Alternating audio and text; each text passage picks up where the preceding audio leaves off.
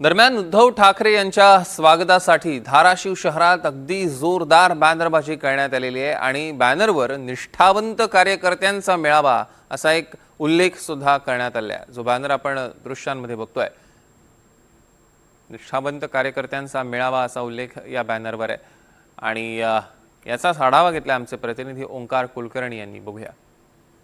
खासदार ओमराजे निंबाळकरांच्या बंडानंतर उद्धव ठाकरे आज धाराशिव जिल्ह्याच्या दौऱ्यावर असणार आहेत। धाराशिव शहरातील सिद्धाई मंगल कार्यालयात कार्यकर्त्यांचा भव्य मेळावा जो आहे तो आयोजित करण्यात आलेला आहे। आपण या मेळाव्याच्या ठिकाणाच्या बाहेर आहोत। या ठिकाणी जर बघितलं तर मोठ्या प्रमाणात बॅनरबाजी जी आहे ती करण्यात आलेली आहे।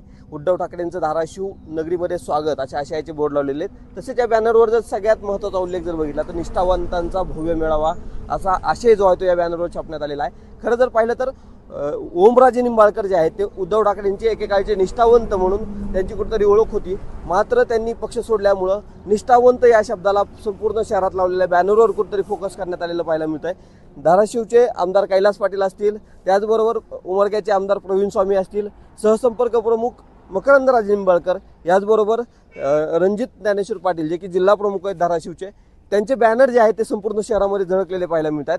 तर ज्या मार्गावरून उद्धव ठाकरे येणार आहेत त्या सोलापूर धुळे महामार्गावर देखील मोठ्या प्रमाणात अशा पद्धतीने बॅनरबाजी जी आहे ती करण्यात आलेली आहे आणि अशाच प्रकारचे भगवे ध्वज देखील या संपूर्ण मार्गावर लावण्यात आलेले कुठेतरी पाहायला मिळत आहेत। एकंदरीतच जर बघितलं तर उद्धव ठाकरे आज धाराशिववर येत आहेत आणि धाराशिवच्या दौऱ्यावर येत असताना अशा पद्धतीनं जे काही धाराशिव जिल्ह्यातील शिवसेनेचे नेते आहेत ते मोठ्या प्रमाणात अशा पद्धतीने त्यांनी बॅनरबाजी केलेली पाहायला मिळते। खरं जर पाहिलं तर उद्धव ठाकरे येत असताना अशा प्रकारची जे स्वागत आहे जिल्ह्यात त्यांचं केलं जात आहे।